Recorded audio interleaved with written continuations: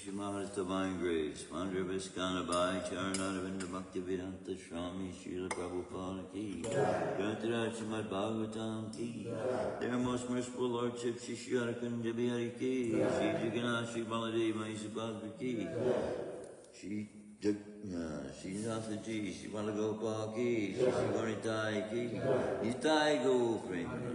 All glories to the assembled. All glories to the assembled. All glories to the assembled. All glories to the Lord Feet of Shri Guru and Shri Gauranga.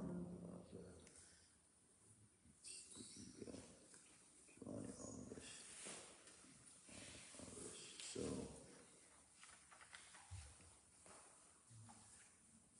what did we do last? Was that Putra Pavitropani? We did. Is that what we did? Okay. And so we're on Anada, which is chapter 19.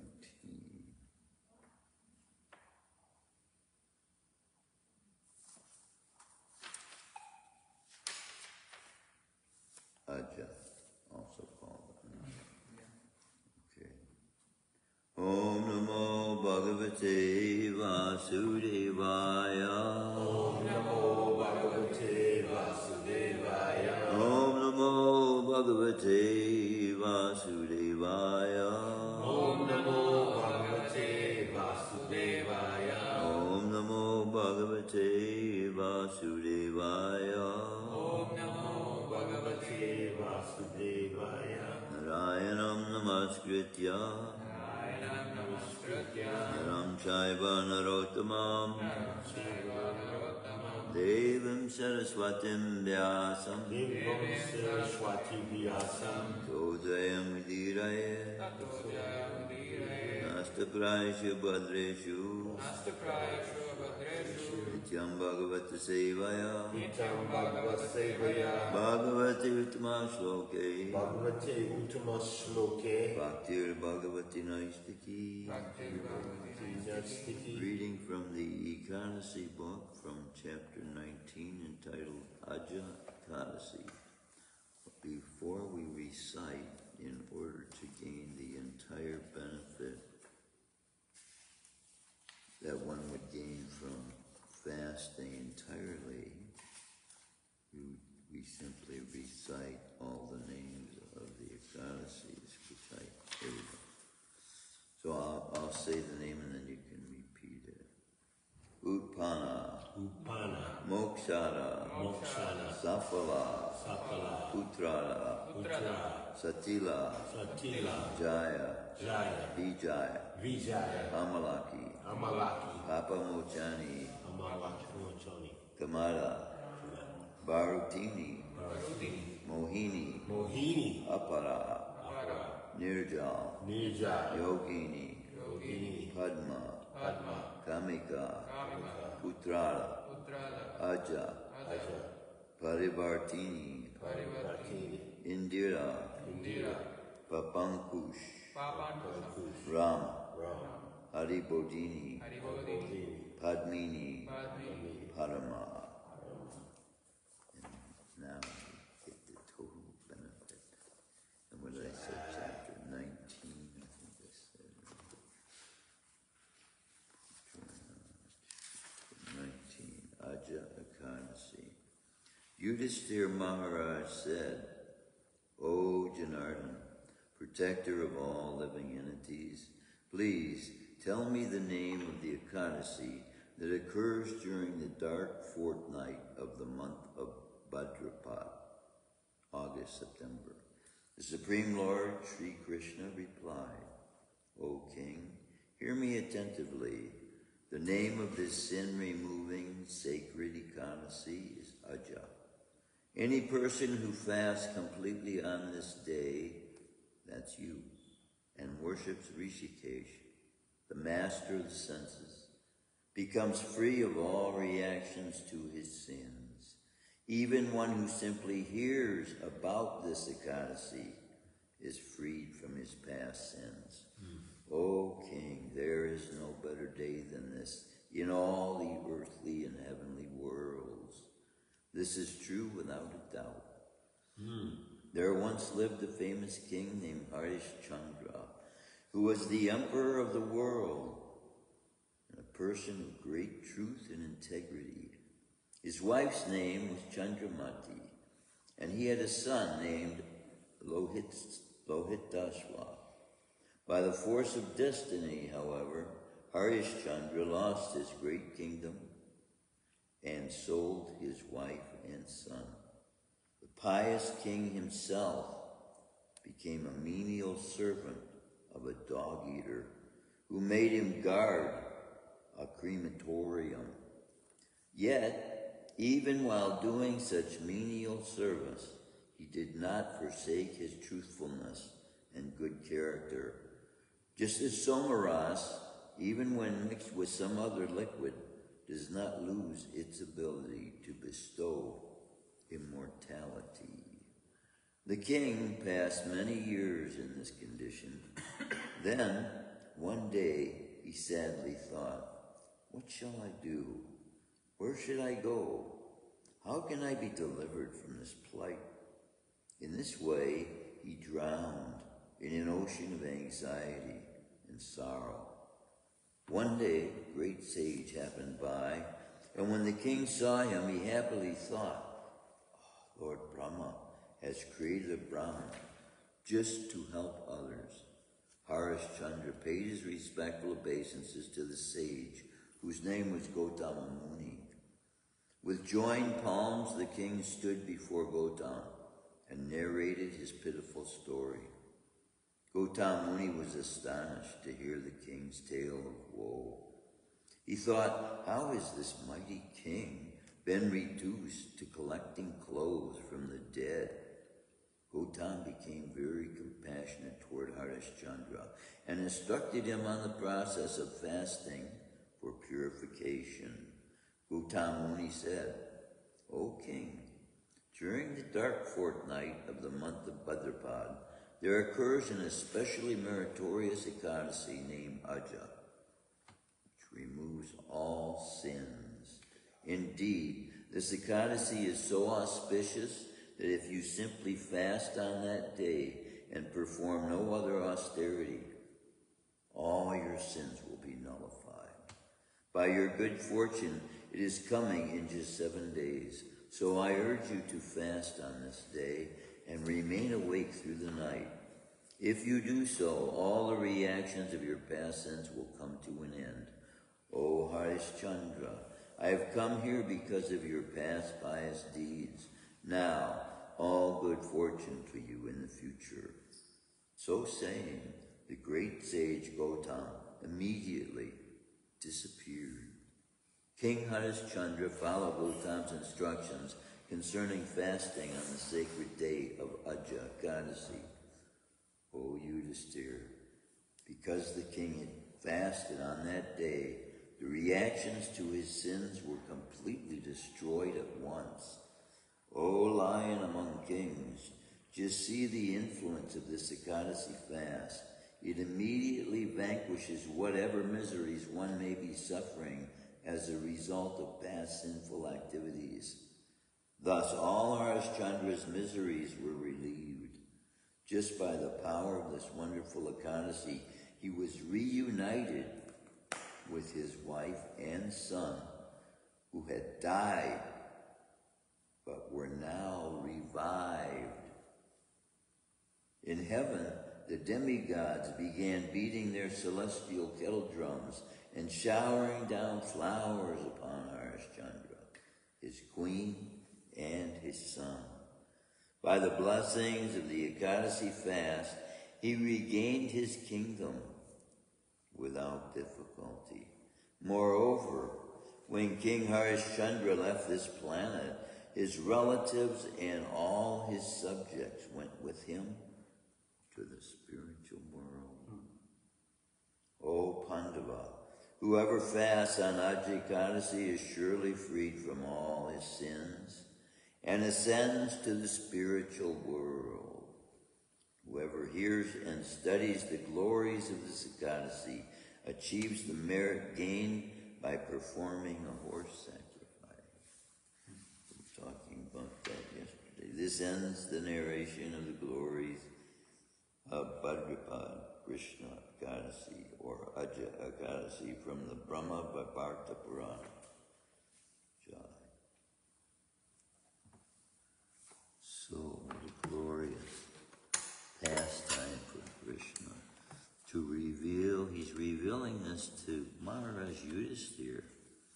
What a conversation to be able to take part in.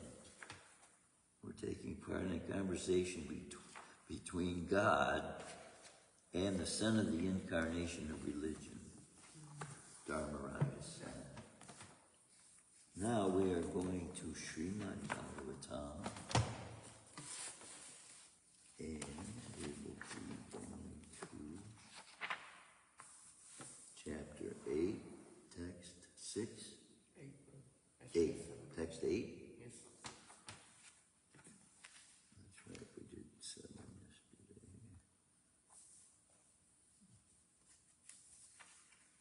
Text 8. We did chant Om Namo Bhagavate, didn't we? Yeah, we did. Text 8. Shrimadbhagavatam, Canto 1, Chapter 8, Text 8. Gantum Kritamatir Brahma Gantum Kritamatir Brahma Dwarakam Ratam Ashtita Dwarakam Ratam Ashtita Upalabhe Vidavantim Upalabhe Vidavantim Uttaram Bhaya Vivalam Uttaram Bhaya Vivalam Gantam Kritamatir Brahma Dwarakam Ratam Ashtita Upalabhe Vidhavantim Uttaram Bhaya Vivalam Gantam Kritamatir Brahma Dwarakam Ratam Ashtita Upalabhe Vidhavantim Uttaram Bhaya Vivalam. Please chant. Gantam Kritamatir Brahman Dwarakam Ratam Ashtita Upalabhe Vidhavantim Uttaram Bhaya Vivalam Gantam Kritamatir Brahman Dwarakam Ratam Ashtita Upalabhe Vidhavantim Uttaram Bhaya Vivalam Gantam Kritamatir Brahman Dwarakam Ratam Ashtita Upalabhe Vidhavantim Uttaram Bhaya Vivalam. Word for word. Gantam, just desiring to start. Kritamati, having decided. Brahman, O Brahman. Dwarakam, towards Dwarka. Ratam, on the chariot. Ashtita, seated. Upalabhe, saw.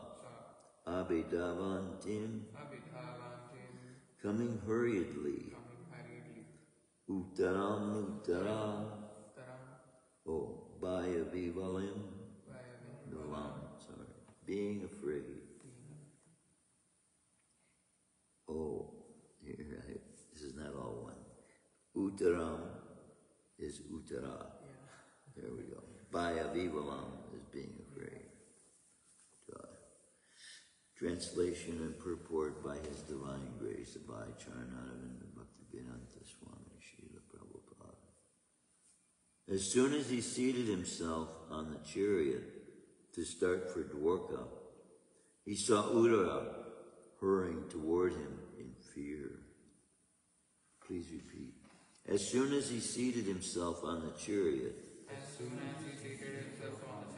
to start for Dwarka, he saw Uttara hurrying toward him in fear. As soon as he seated himself on the chariot to start for Dwarka, he saw Uttara hurrying toward him in fear.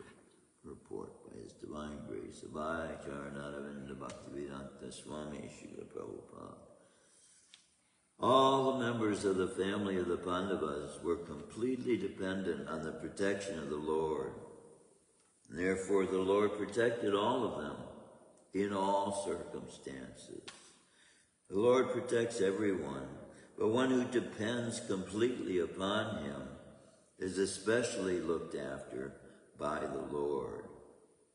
The Father is more attentive to the little son who is exclusively dependent on the Father. Om Jnana Timarandasya Gyananjana Shalakaya Chakshusu Militam Yena Tasmai Shri Gurave Namah.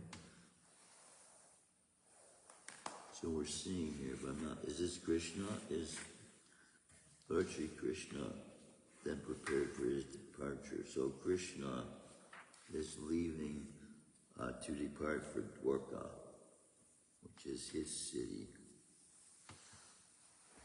I've mentioned several times about the realization from chanting Gayatri, and this particular verse of Gayatri exalts Lord Chaitanya as being the embodiment of the controlling energy that turns the planet. He is the force. The force is in him. That is the same force turning the planet. Now, just back in the 1940s when Hitler had his world pursuit to eliminate the Jewish people and several other races that he didn't like, Catholics and others. He took this, he stole this chakra of Krishna's, the swastika they call it. Right.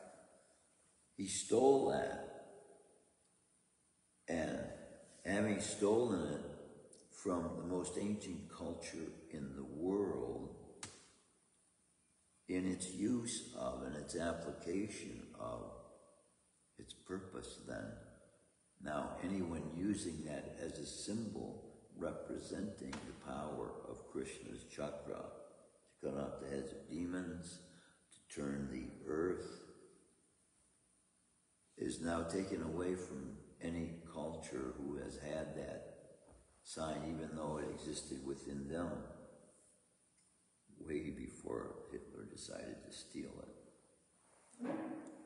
As well, that same insignia was prominent in the Native American, many tribes of the Native American Indians, and with the use of this sign of the chakra, they also showed their unification with the cultures of the main Incan and Aztec cultures as well, who also carried this insignia as a force, the power, turning the earth.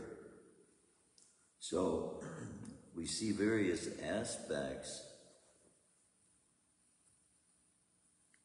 of the completeness of knowledge of God being given part and parcel to various cultures who are in pursuit of knowing God, right? But this act that has been committed by Hitler now, because he is understood to be such a demon, he should not be accredited with the ability now, once and forever, to take away other cultures' ability to use that symbol. And that's what I was speaking 2 days ago about President Modi's creation of Sudarshan Chakra as a military defense. And I'm sure he's going to have that insignia somehow put on. It's a military defense, but it sounds like it's probably weaponry, like they do with the Patriot. If somebody fires a missile, then it goes and retrieves it and keeps it from being able to be detonated on the earth. That's what these defensive weapons are, which in my mind are, I don't know how you can put the classification of bombs into mode of goodness, but they lean more toward the goodness than trying to offensively create havoc for other nations. But it's sad that these things are going on in the earth, and what we're seeing, same things were going on when Krishna was here. So we have to bring, it is, we know it's only Krishna consciousness that can bring about a change in people's hearts to recognize. It seems it's being looked at and accepted by most people of the United States that speaking in critical perspective of Judaism, is looked at as quote-unquote anti-Semitic. So I don't want to be critical of any spiritual path that people are choosing to follow. But going by the history that it is itself presenting itself as having come from, we see that Moses carried down what he was taught.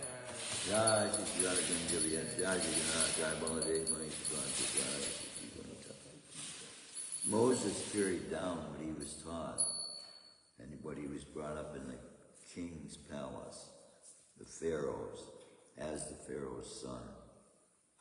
So just similarly, as we may come unto a spiritual path at the middle of our life, we don't lose the remembrance of all the applications of principles in our life that we've learned up until this point. We don't give that all up unless it is in direct contradiction to the path we are coming on.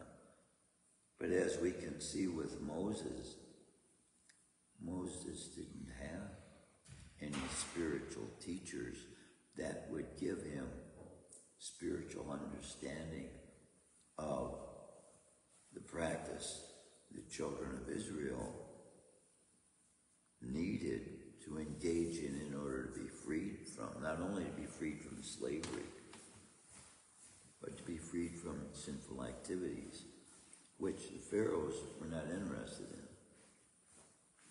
Just like us, we're in the same situation. The rulers are not very much in a position to want to adhere to regulative principles. They lead a life of freedom, even though they may invoke upon their subjects a much more strict lifestyle than they themselves follow. And these ancient literatures are revealing the fact that those who were in leadership positions in times past, who were considered qualified, didn't act that way. They were in their positions by qualification. So whatever they were advising for their subjects, just like the Sikadasi, the king would keep the Sikadasi, and not only the king, but he was responsible for all of his subjects keeping Sikadasi. And some kings went to the extent that if they had animals, they wouldn't even allow their animals to take grains on Ekadasi. So this reveals as well. See, today, people don't work with animals for the most part, unless you're in a zoo or something. But the link between the animal kingdom, why this is important, the link between the animal kingdom and the human population gives those animals the ability as well to engage, if the human beings are engaged in the service of God.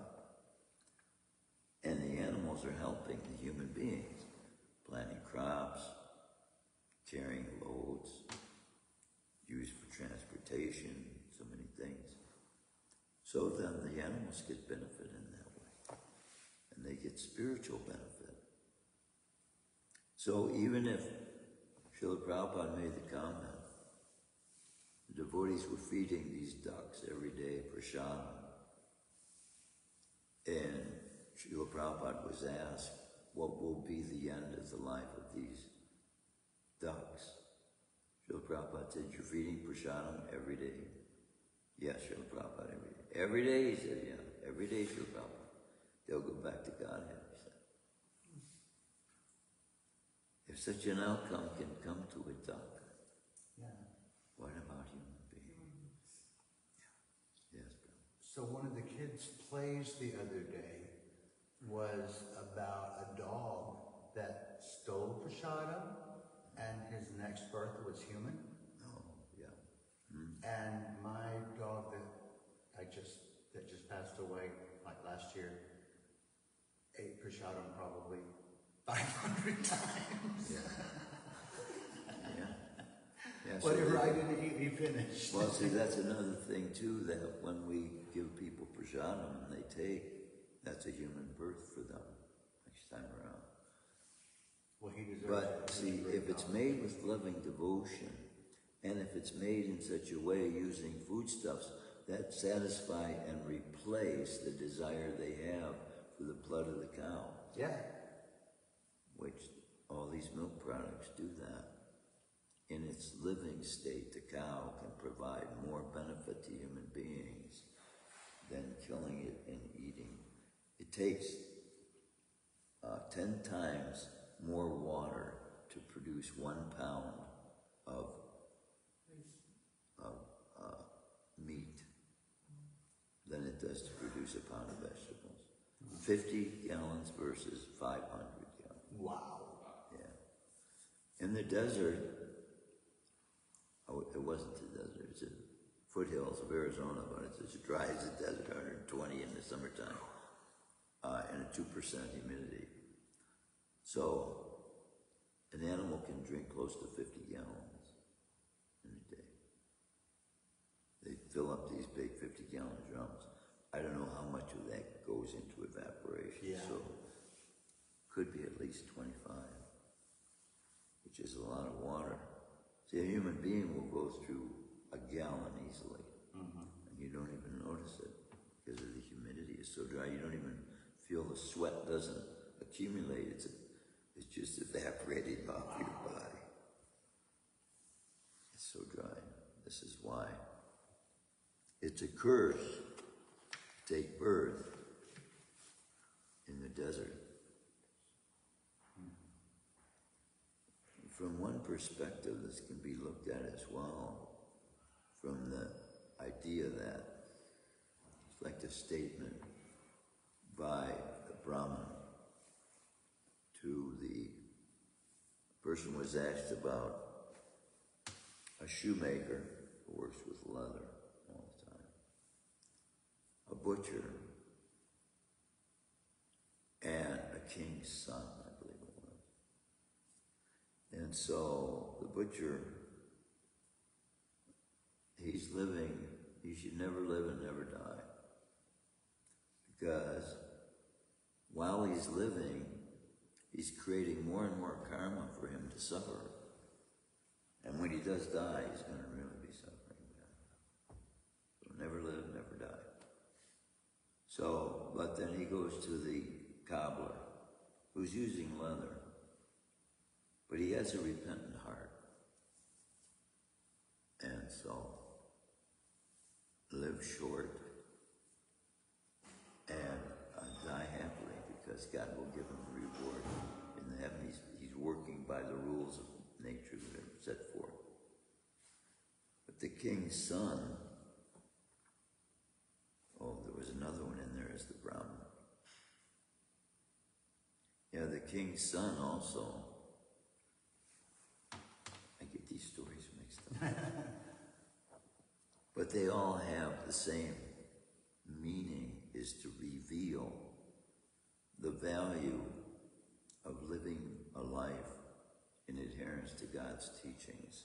Because there comes in a point in spiritual development in a human being, it is revealed in the scriptures that God, who is in control of everything, birth, death, old age, disease, all of it, the sun, the moon, the rain, all the elements, the turning of the earth, he will give to those that come close enough to him, that finds favor in God's eyes. He will give them the ability to choose when they leave their bodies. He did this to Grandfather Bhishma. Simply because of Grandfather Bhishma's showing his love for his father and taking on a lifespan of brahmachari, restraining his ability to have a wife and raise children, therefore giving his father the ability to do that, who was cursed, that if he chose to do that, he would immediately die, because in his hunting, he had shot a sage while in union with his wife, who had chosen to take those forms for the pleasure of roaming together in the fields and having sensual enjoyment together. And so by that curse then, the sage put the curse on him. The next time he had union with his wife, he would die, because he caused that sage to die.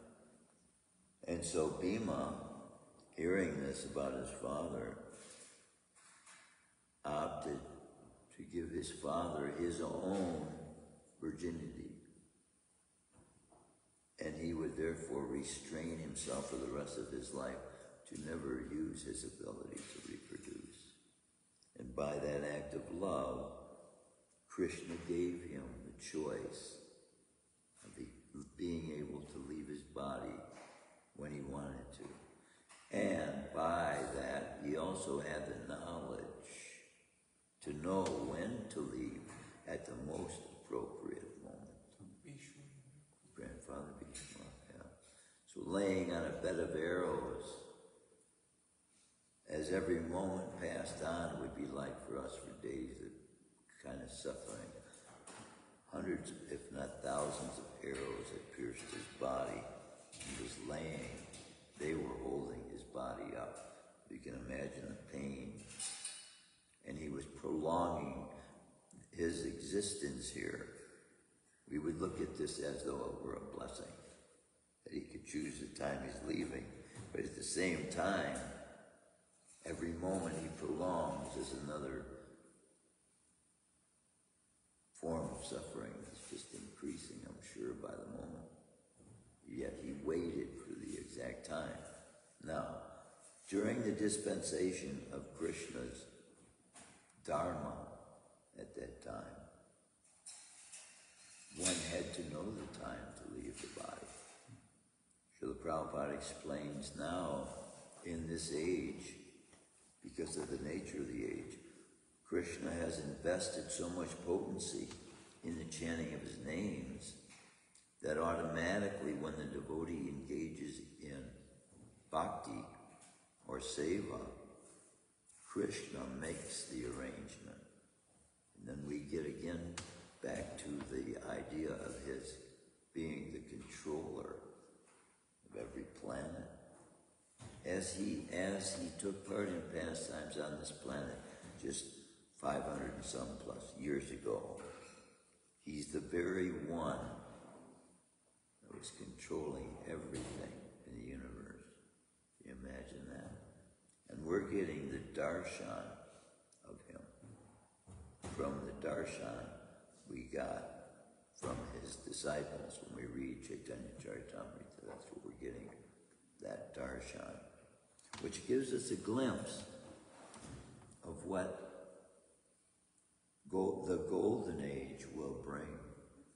Because in Lord Chaitanya's pastimes, we see just by his presence, the devotees were made so blissful, singing and dancing. The empowerment of the name with him being there in their midst. You can only imagine what potency there was being experienced by all of them. I know when we used to have the temple room full during Mangalarti, I don't want to run too far over, I can't even see the clock from here. When we used to have Mangalarti here, and there were devotees coming over, there were probably like 3 mridangas and probably 5 kartals, one of which would be these great big whompers. And I remember a devotee, he'd jump as high as he can, land down with boom, boom, and they're jumping up and you go. Just amazing enthusiasm that these devotees were feeling. Of course, they're in their 20s. I was in my early 30s at that time. I used to love fanatic churches, because I thought there's more to God than people are aware of. There must be something more to knowing God than just being solemn and quiet and reverent and like that. And then when I come to Krishna, I just said, wow, there's a whole lot more to God. So these statements in the Bible about, they would have a whole year, they call it Jubilee, right? Every 7 years, people were completely forgiven of their debts. And what would follow that would be a year of Jubilee. So by this way, they had a way of keeping track on the calendars. The first day was set back to the beginning again. And I think it occurred after every 7 years.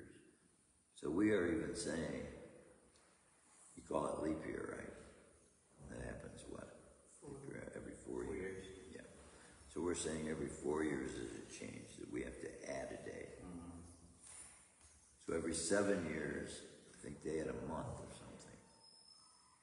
Something like that. And that was the month. They celebrate the whole month for the year of Jubilee. So we're seeing in the presentation given to these Hebrew people forms of celebration that they had reason to celebrate. God's freeing them from enemies, from people that they were being threatened. Their existence was being threatened on a regular basis. And they were nomadic, in the desert no less, going from one place to another place to another place, and having to find food and water and all these things that we take for granted. We want food, we just pull up the faucet, drink up. So they were in very dire circumstances. But we see by the statements being made to Moses, their dissatisfaction with the set of circumstances, their inability to find satisfaction with God, that Moses was finding.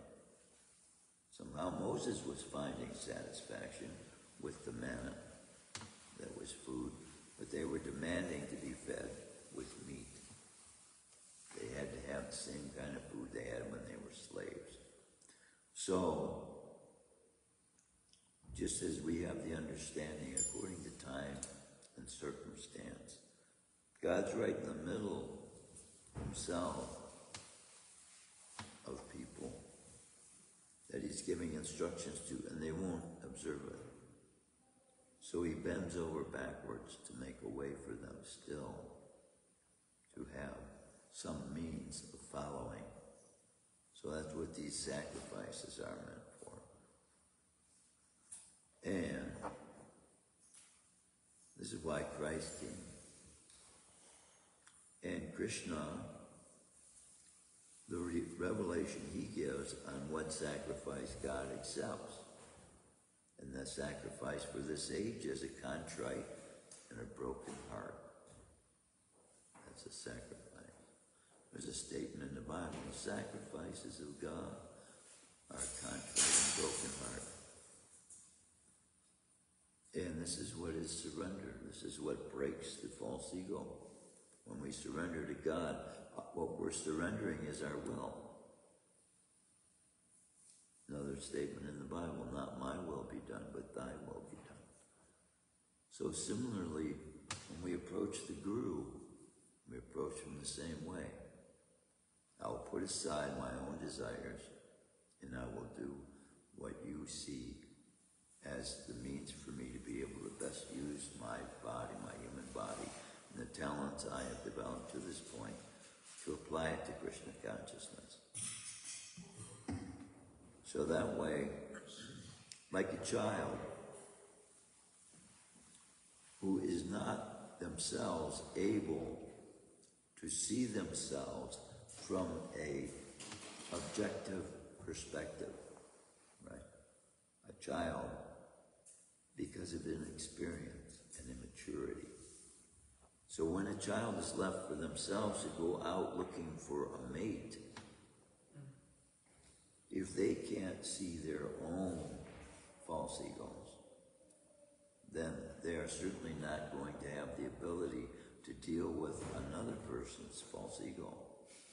And this is, to a great extent, the problems with marriages that are not arranged. marriages that are sought to satisfy and fulfill the desires of the physical body of people, who are believing that that's the only way they can find someone compatible with them. So the way the Vedic system is set up, children don't choose for themselves.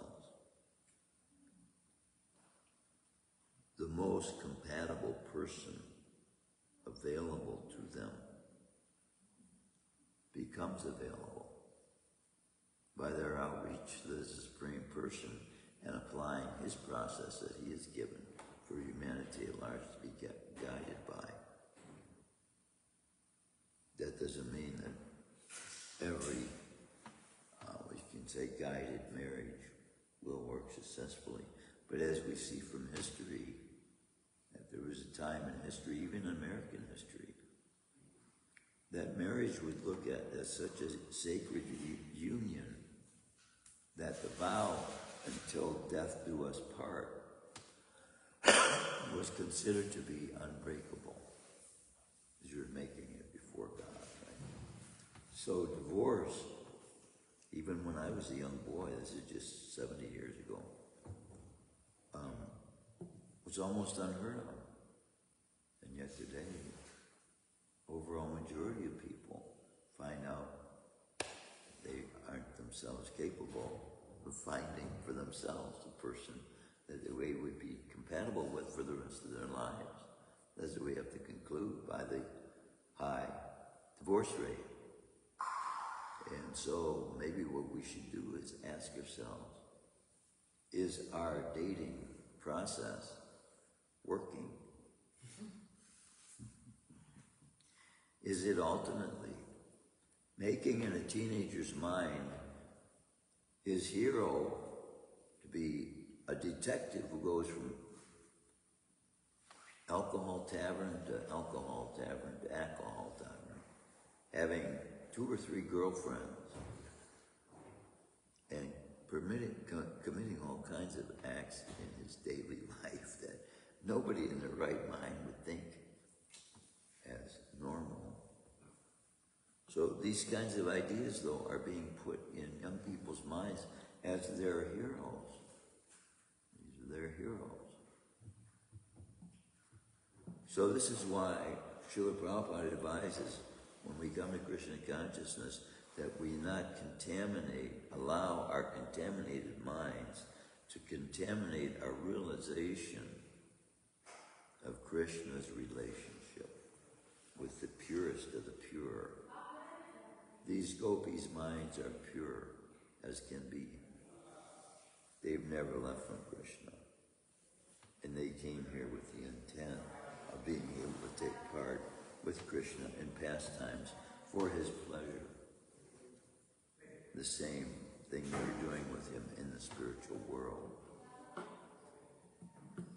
And by this understanding of that purity of the relationship that they have, then we become purified, because then we start to look at relationships in a different way as well.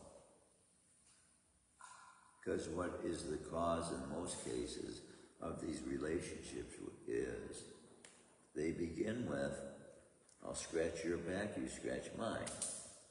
And then when somebody else doesn't have the ability to scratch their back anymore, then they want to find somebody else who can. So that's not unconditional love. And that is why there's a statement in the Catholic Church, the one I used to go to, the family who prays together stays together, right?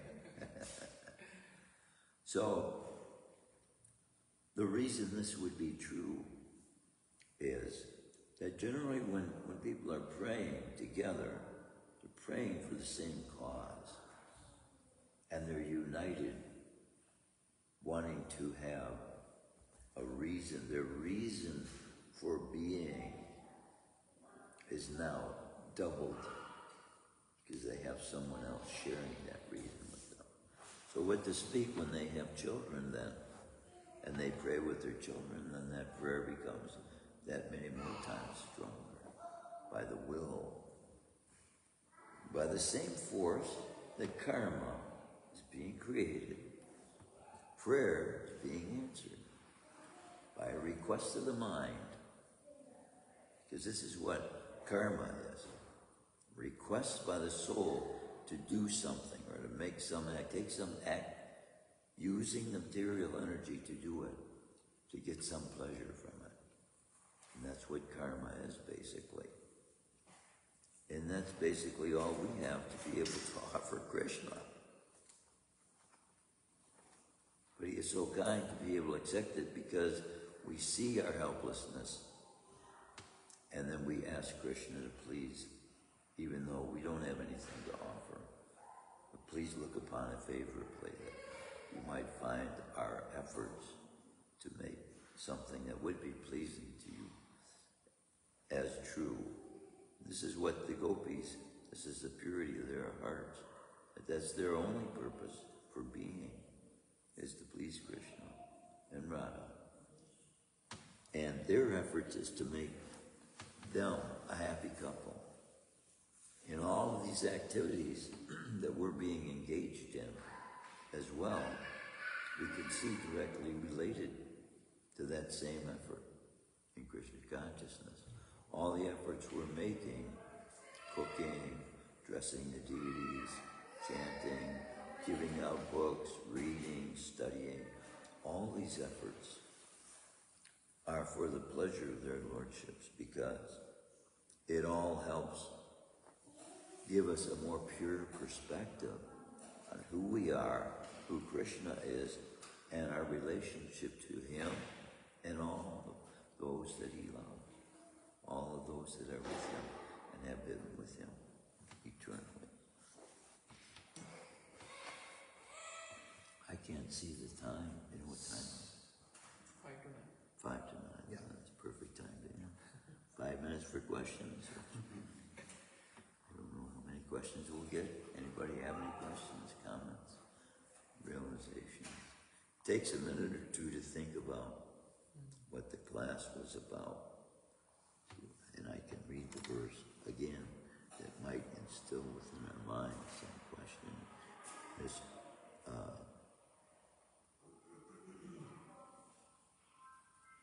as soon as he seated himself on the chariot to start for Dwarka, he saw Uttara hurrying toward him in fear.